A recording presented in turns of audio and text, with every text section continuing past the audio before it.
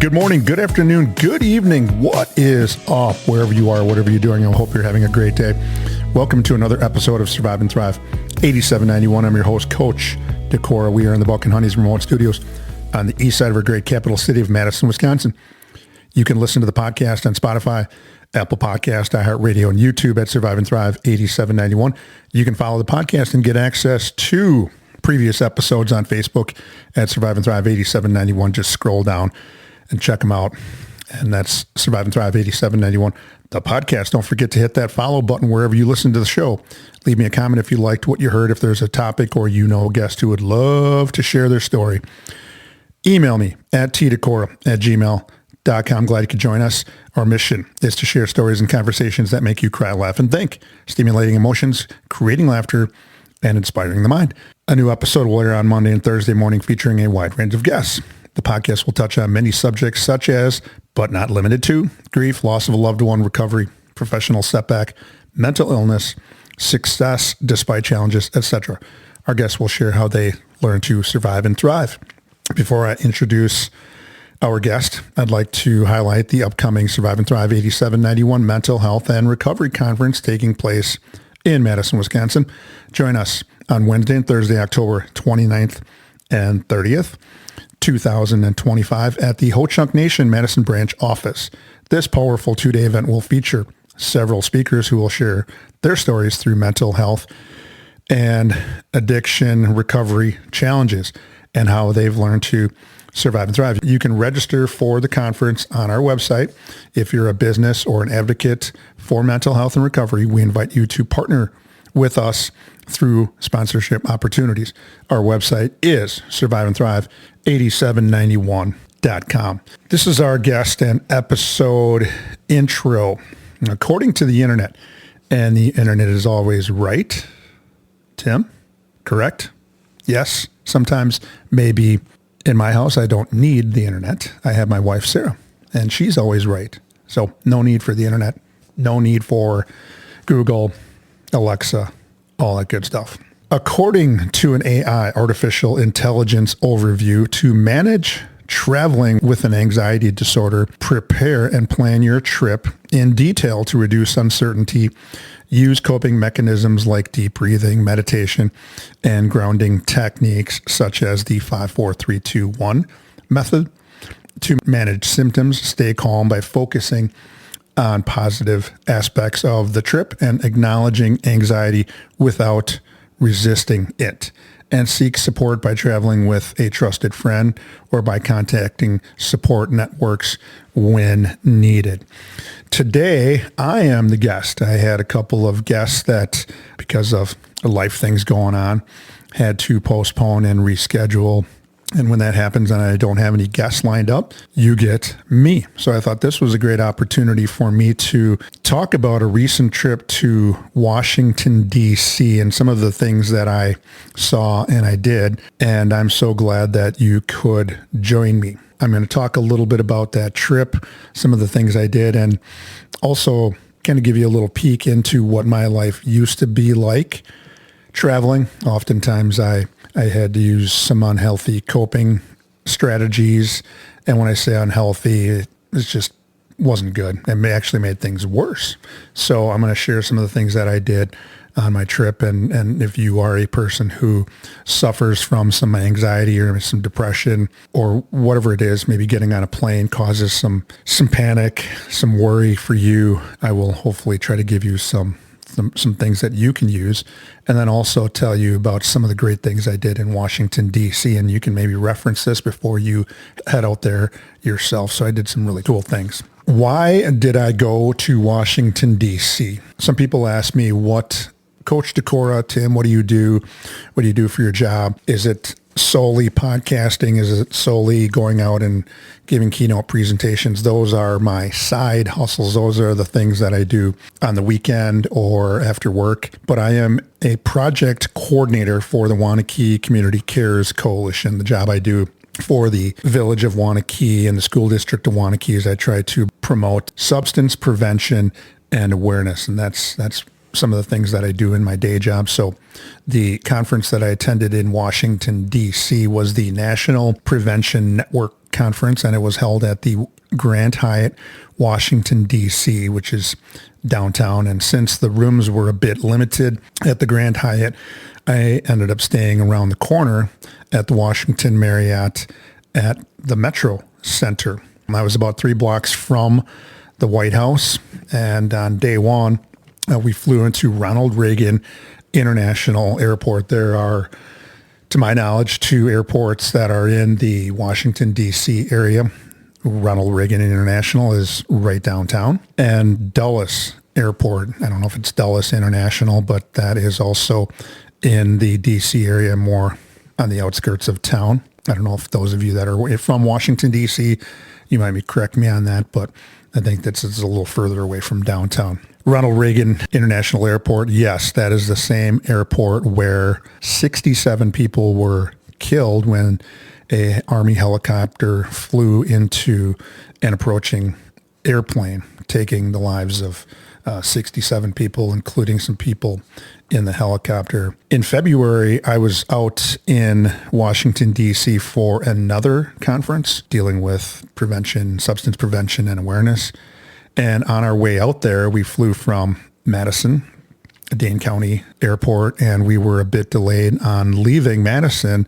And the reason that we were a bit delayed is that they were on that particular Sunday, I don't remember exact date, but we were getting ready to fly out to D.C. from Madison, and they were holding a special service for the families of those family members that had died on memorial service on the tarmac of the airport. And that was what caused our delay. Eventually, we got out there and we landed, and what brought the accident, what made it very real for me, is when we were on our approach and we landed over to the right of the airport, of the airplane is the terminal, and to the left of our airplane, as I looked out the window, is the Potomac River, and not very far across the river, I could see some tugboats and some lights, spinning lights going around where they were still trying to extract some of the debris from the airplane from the water. So that made it very real. I landed and took an Uber to the hotel for an early check-in. I would eventually leave the hotel and walk to the White House. I had never seen the White House before, so I took the little 3-block walk over there, looked around, took some pictures, and I had never seen it before, but it doesn't look as big as I thought it would be. There was gates all the way around. I was out in front on, I believe it's Pennsylvania Avenue, taking some photos along with, there had to be 500-600 other people that were doing the exact same thing, but they have that road is all blocked off, and there are security and police officers kind of all over the place, different gates. So it was really pretty cool to see. I walked around to the back toward, I don't know what the road is down there, but that's where all of the Smithsonians are. So I took some more pictures out there and looked at the White House, I believe, from the backside.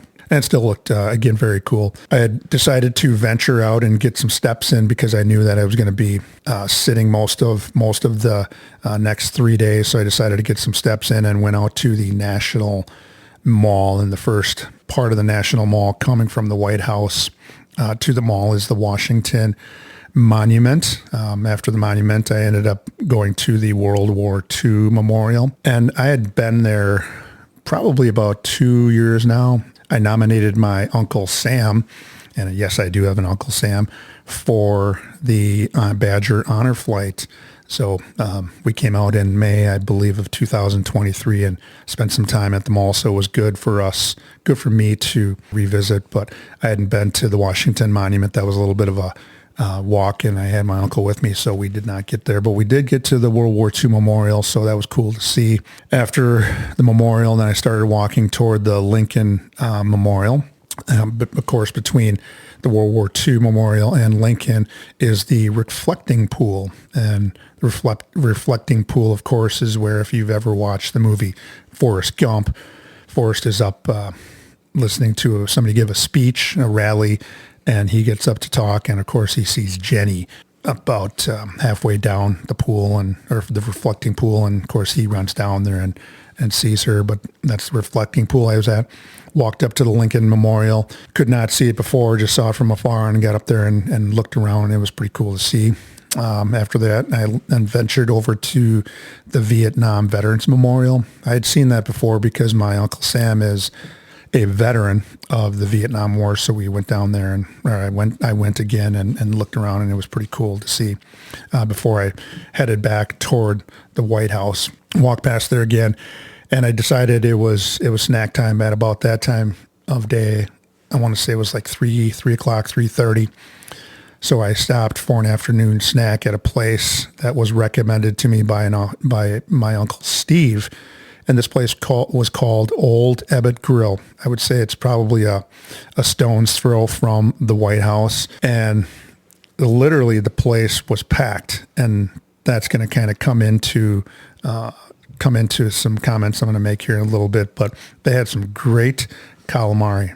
The place was so packed that I could not find a seat in the restaurant area, and it was only me, so I didn't want to take up a table, but I ended up going up to the bar and had some great calamari. Afterward, I eventually headed back to the hotel for dinner and some time in the room to go over the conference schedule and the speakers that I wanted to see on the next day. So the conference was a Monday through Wednesday conference, so I went through and highlighted some of the topics and what looked interesting and what looked like some good speakers to talk to. So before I get to the rest of my story, I need to talk about our sponsor, though. Our sponsor, Buck and Honey's Restaurants, are a place that people can escape to. For me, it's a great escape from cooking dinner. With their great food and drink menu, 5-star customer service, and a welcoming and vibrant atmosphere, people keep coming back. With locations in Sun Prairie, Monona, Waunakee, and Mount Horeb, most communities in Dane County, which encompasses Madison, Wisconsin, and the surrounding area, can get to Buck and Honey's within 10 to 15 minutes. And yes, that little drum roll.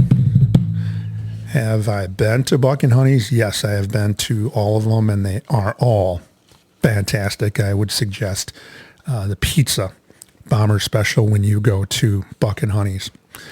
On the podcast, our guests follow the format for sharing their story like this. In segment 1, I'm going to talk about what was DC like. What did I see and what did I do? In segment 2, I will talk about the day after the conference when I took a day off and I stayed an extra day to do some see some bucket list items, and I'll get into my 5 suggestions for thriving while traveling. Segment 1, I took in the conference, and the conference that I took in was called the National Prevention Network Conference, NPN for short. And the conference basically ran from 7:30 a.m. They served a great breakfast, all kinds of stuff for us to eat. So 7:30 to about 8:30, the conference breakfast went, and then 8:30 we started off with our keynote speakers, and then promptly headed to some of the sectional or breakout speakers. And the conference went from essentially 8:30 or 9 o'clock till 4 p.m. with some lunch in there, breakout sessions and some guest speakers. I also made some great connections with people in the field of work that I do in, again, substance prevention and awareness, and exchanged some phone numbers, got some email addresses, got some good ideas about some of the work that some of these other people are doing. And the one thing I found out about coalition work and some of the other coalition project coordinators is that people are so willing to help out. And this is where the project coordinator for Waunakee really is in my wheelhouse of work, because I like to give back to others, the school I worked at and the village of Waunakee. I want to help people. And so consequently, I was sharing some of the ideas that we've tried, but it's also picking the brains of others to find out what they did and how they work on substance prevention and awareness. Day 2 saw some really good speakers who talked about the strategies that they use to promote prevention and awareness in their communities and the schools that they serve. After our day was done, I walked over to Ford's Theater. That was very close, about a block and a half or 2 blocks from my hotel.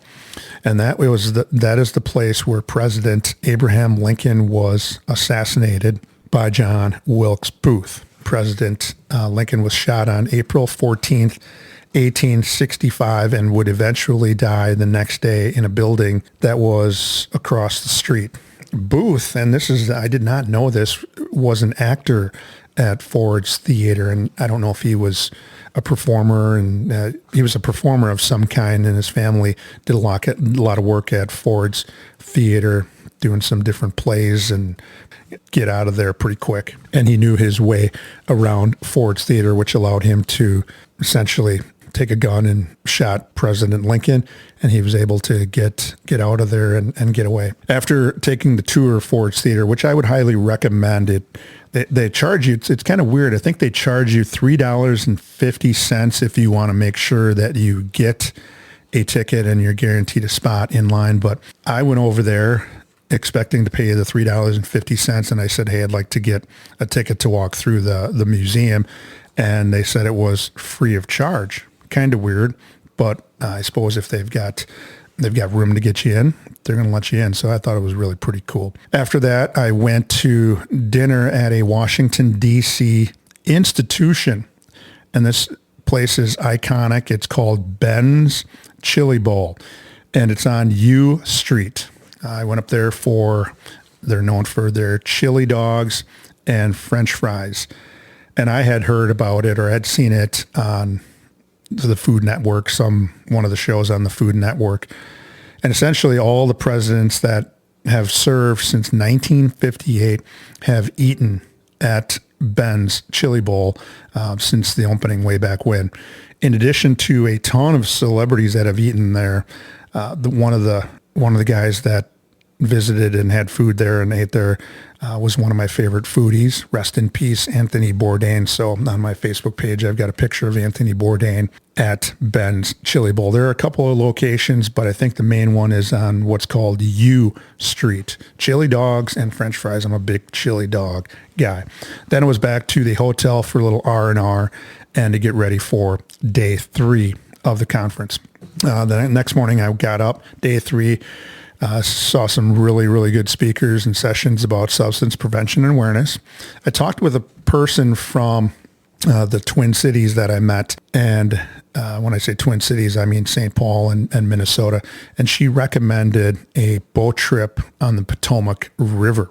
And the Potomac is somewhat famous for, I believe, George Washington crossed the Potomac and when he was the general and won a battle over there somewhere.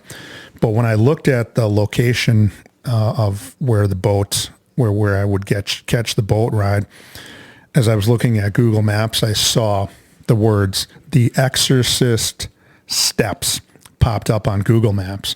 The stairs are right next to, or the Exorcist Steps are right next to the house that is portrayed in the 1973 horror film, The Exorcist. And those of you that are not familiar and you're a little bit younger, look up the movie The Exorcist. It was, ironically, is one of my favorite horror movies.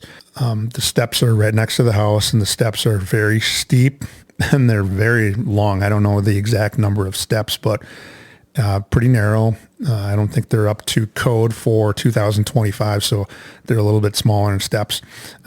But in the end of that movie, one of the characters goes down those steps in a very dramatic fashion, and I don't want to blow it for you, but take a look at the movie. It's a good movie. It's not all that scary, but yeah, you have to take a look. These two places are located in Georgetown, part of Washington, D.C., again, also where Georgetown University is, which is located right next to the Potomac River. I got on the 4:45 p.m. boat tour. It was me, the captain of the boat, his first mate, and I believe a girlfriend of our first mate were on the tour, which I would highly recommend. I don't know if you'll get essentially the one-on-one that I did, but the tour guide, the captain of the boat, he doesn't do the tour on a microphone. He plays a pre-recorded tour guide, and we listen to it. So I got to see the Watergate Hotel from the Potomac River. We went past the Kennedy Center, the Lincoln Memorial, the backside, the Memorial Bridge, which essentially goes from the mall to Arlington Cemetery.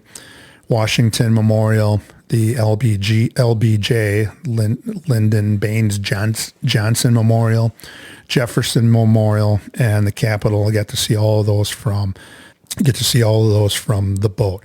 I also saw planes landing at Ronald Reagan International Airport, because that's just on the other side of the Potomac from the downtown area. And it's crazy, but they land, a plane lands every 2 to 3 minutes. So if you're into watching planes, you can go over on the one side of the Potomac or the other and park yourself there, and there's going to be a plane that will come through every 2 to 3 minutes. And this was jaw-dropping when I looked this up on the internet. 380 domestic flights land there per day. So it's one of the busiest airports, and you'd think that one of the busiest airports would be one of the biggest ones. This is not a very big airport at all. Those of you that are familiar with probably very similar to Milwaukee, maybe a little bit bigger, certainly not as small as the Dane County Airport here in Madison, but it's not that big. Day 4, the final day, ended with some great sessions and great conversation with some of the other project coordinators that I saw. We bid farewell to each other.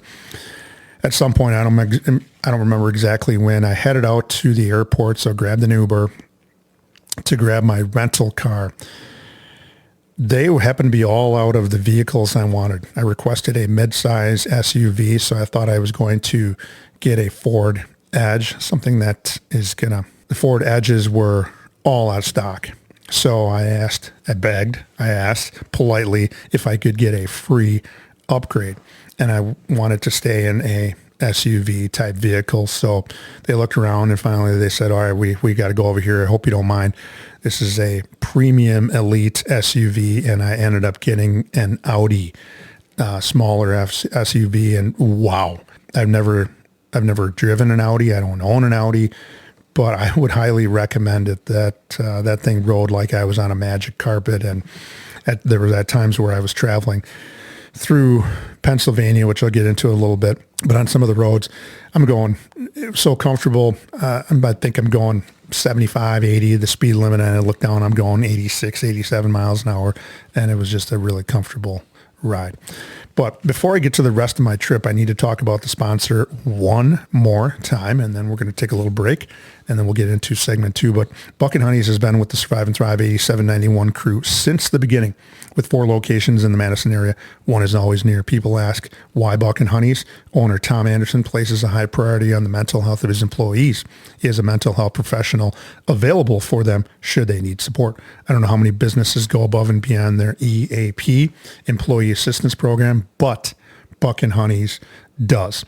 In early August 2025, I would attend a conference in Washington, D.C., our nation's capital. I decided to take a day off and stayed an extra day. I decided to rent a car and wanted to cross a couple of things off my bucket list. In segment 2, you'll hear what those bucket list items are. Please stay tuned. Don't change that channel. You're not going to want to miss segment 2 of Survive and Thrive 8791. I will be right back. If you, a loved one, or someone you know is experiencing a physical, mental, or emotional crisis, there is help and resources out there. Contact NAMI, the National Alliance on Mental Illness Helpline, at 1-800-950-6264. This is a free service providing information, resource referrals, and support to people living with a mental illness, their family, providers, and the public. United Way 211 is available 24/7, 365, and offers free confidential assistance. They connect people with the local programs and services that can help. Dial 211. Emergency Crisis Services, dial 911. The Suicide Prevention Lifeline, dial 988. To connect via web, chat, visit suicidepreventionlifeline.org. Along with those numbers, there is help. You just need to say 3 words. I need help. Now, back to the show. We are back. Welcome back to segment 2 of Survive and Thrive 8791. I'm your host, Coach Tim Decorah. We are in the Buck and Honeys remote studios on the east side of our great capital city of Madison, Wisconsin. The podcast is where we feature guests who share their story in hopes of helping others who may be struggling with what life throws at them. I'm here today to share with you my trip to Washington, D.C., our nation's capital, and we'll share how I survived and thrived that trip. As I mentioned, I traveled to Washington, D.C. for a work conference. Traveling used to really worry me and bring on a ton of anxiety. And how did I cope? And I mentioned this at the beginning of the podcast, that I sometimes used some unhealthy, at least to me, unhealthy coping strategies. Some people use them in a healthy way, but I ended up using them sometimes in an unhealthy way. And since the show has a mental health component to it, I want to share with you what it was like for me and how did I cope in the past, how do I cope now. Basically, what I do is I don't drink alcohol. In the past, I needed to have something calm me down, and for me, alcohol did just that.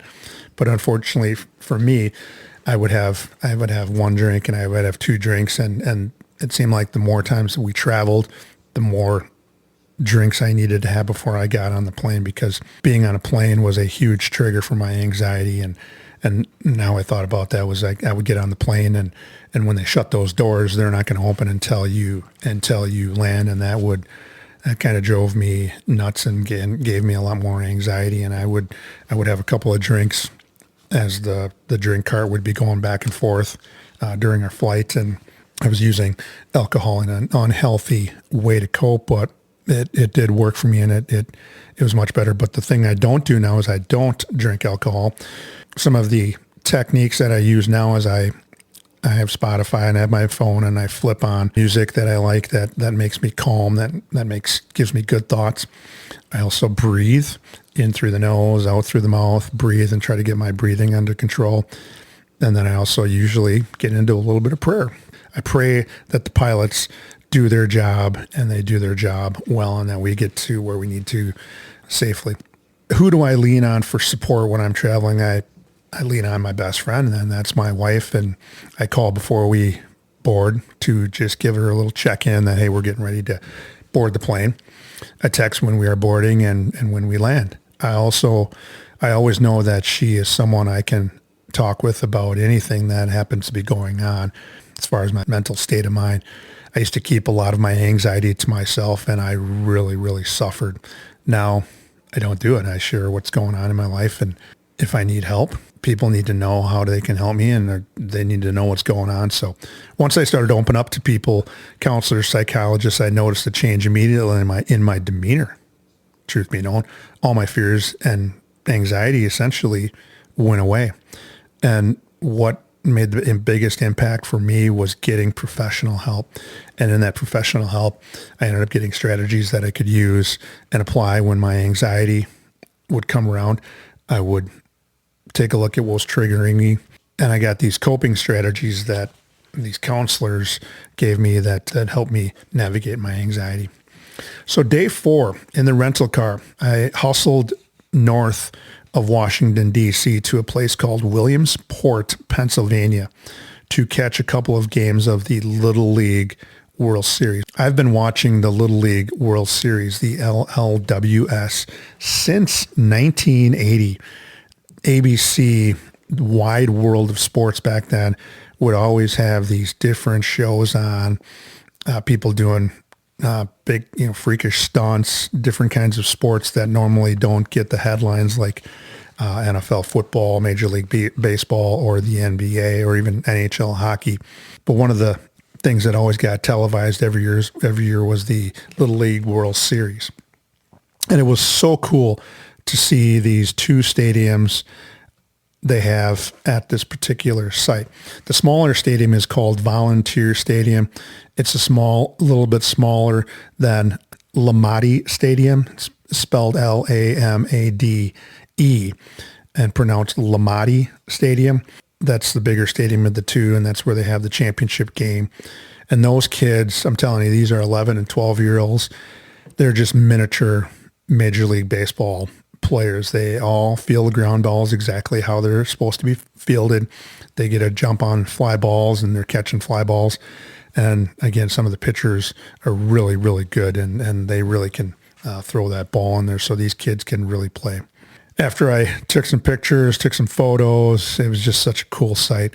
I traveled about 45 minutes back south towards Washington, D.C., and I stayed for the night in a place called Hazleton, Pennsylvania. Basically in the Pocono Mountains is where we were at. The town itself was pretty decent size, but there were a lot of trees and small 2-lane roads, and it was just a good place to stop and stay for the night. I ended up finding a great Mexican restaurant in Hazleton, Pennsylvania, and got myself a good meal, and basically went back to the hotel and rested up for my last day in D.C., Pennsylvania. On day 5, my last day before heading home, I woke up and traveled from Hazleton, Pennsylvania to Jim Thorpe, Pennsylvania. Yes, did I say that right? Jim Thorpe, Pennsylvania, because I wanted to pay my respects to the greatest athlete of all time. Now, that's probably changed a little bit, but back when Jim Thorpe was dominating the Olympics and dominating the gridiron and the baseball field, he was essentially the greatest athlete of all time in the early 1900s because he could do everything and he did everything great. The two towns of Mock Chunk and East Mock Chunk would merge together, and they decided to change the name of those two communities when they merged together. They changed the name to Jim Thorpe, Pennsylvania in 1954, and that would be a year after Thorpe had passed away. His third wife decided to capitalize on Jim Thorpe's name, and she kind of sort of cashed in. I don't know exact dollar amounts. So Thorpe's native home state of Oklahoma wasn't going to erect a memorial after him. So that's when she decided to see who would be interested in creating a monument for the greatest athletes of the 1900s. So with some money that they raised by Mock Chunk, Jim Thorpe's remains were buried at a mausoleum erected to honor him. So in 1954, the two towns again changed the name of the town to Jim Thorpe, Pennsylvania. And I had an opportunity to go see, it's probably about 4 or 5 different statues that they have. There's the track and field statue. There's the football statue. They've got statues, a couple of monuments with all of his accolades on there as well. And they also have a statue that is being worked on right now, and it's his baseball statue. And of course, they've got the big mausoleum. So if you are in Pennsylvania and you are a historian like myself, sports historian, Jim Thorpe, Pennsylvania is worth the drive, because not only are you going to go and pay your respects to the greatest athlete of all time, but you're also going to see some great country in the Pocono Mountains. Ironically, Jim Thorpe High School, they are called the Olympians. I had to look that up. I thought that was very cool. Jim Thorpe is a community of a population of about 5,000 people, again, nestled in the Pocono Mountains. My final stop before heading back to Wisconsin was Carlisle, Pennsylvania. And you can't say Jim Thorpe without Carlisle, Pennsylvania. You can't say Carlisle without mentioning Jim Thorpe, because Jim Thorpe went to high school and did some education at Carlisle, Pennsylvania. It was about a 2-hour car ride southwest of Jim Thorpe, Pennsylvania. Again, through some amazing country. I would recommend, if you have the opportunity to drive through the Pocono Mountains. So I was in a portion of that area. Thick trees, 2-lane highways, trees hanging over the road. It was really nice. And of course, I had a nice little vehicle to drive through that area. I finally reached Carlisle around lunchtime on that 5th day. I was there to visit the Carlisle Indian Industrial School, which was a federally funded boarding school for Native Americans. The school operated from 1879 to 1918. And the reason they had the school was it was in order to assimilate Native American children into the white American culture. And at that time, there was a phrase popular, and it was in reference to a policy created by the U.S. government. And there's a quote that says, "Kill the Indian to save the man." Essentially, kids were either taken forcibly by the government from their homes, wherever they happen to be across the United States, and they were brought to Carlisle to attend school there. And if they weren't taken forcibly, believe it or not, some Native American parents would send their children to Carlisle so that they can start to blend into the white man's way of living, because there was much they could do other than they knew what was coming. And so a lot of parents would do that as well. Students were punished for speaking their language. They were forced to wear Anglo-American clothing and even given English names. Their tribal culture was essentially buried by the school and the U.S. government. Around 7,800 children from more than 140 tribes attended the school from 1879 to 1918. Again, some forcibly taken from their families, others were sent there by their parents to learn the ways of the white people. Some 200 children would die due to illness or homesickness and are buried on the school campus. When I went there, one of the cemetery is in the very front of what's essentially called the Carlisle Barracks. It's now not an Indian school, but it's a United States Army installation.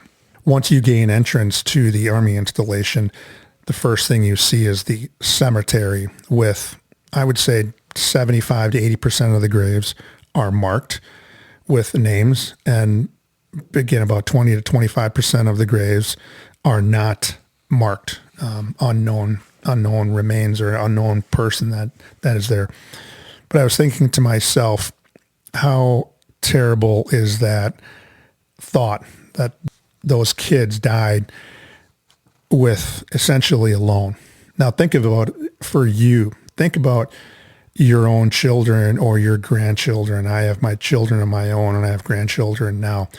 Think about them being taken away from the only thing they know, you and your home, or you would even go as far as sending your own children or grandchildren to that school. It was really, really hard for me to fathom that occurred in this country, but it certainly did. What's being done now is that tribes across the United States are identifying students that are buried at Carlisle and taking their remains back to their tribe's native lands, and then they're giving them a proper burial. So that site probably will no longer be in, who knows, a couple of years, but it's one last remaining item of the Indian school that is still there. Carlisle Indian Industrial School is now the Carlisle Barracks, a United States Army installation. In order for me to get in to visit, I had to go through a background check. They have a welcome center, and you basically give your ID and social security number, and they go through and do a background check. And guy told me, you're going to have to wait here for about 30 minutes. And it didn't take 30 minutes. It took about 5 or 10 minutes, and I was given clearance, and they allowed me to go through the gate, and they let me in. The only sign, again, that the Indian school was there is the cemetery that sits at the front entrance. There's a track and football field where Jim Thorpe ran circles around people back in his days that he attended school there, football and certainly track, and 2 brick pillars at the back of the base. In a way, it's sad that it's now something different, an Army installation base, but the fact that it isn't a place of remembrance is also kind of sad. And I know you can't have it both ways, but for me, it's a little sad that it's something different now, and it's gone now, but there are still some things that remain there. This is where the subscribers, followers, and listeners take out the pens and notebooks and pencils and jot some things down. Here are my 5 suggestions that allowed me to survive and thrive when I was on a work trip or vacation. Here's what I shared. Number 1, plan ahead. So schedules of the conference. I looked at those. I circle all of the people that look like, or it looks like an interesting conversation or an interesting topic. So I circle those and I know exactly what rooms they're going to be in, what times the conferences or what times the keynote speakers are speaking.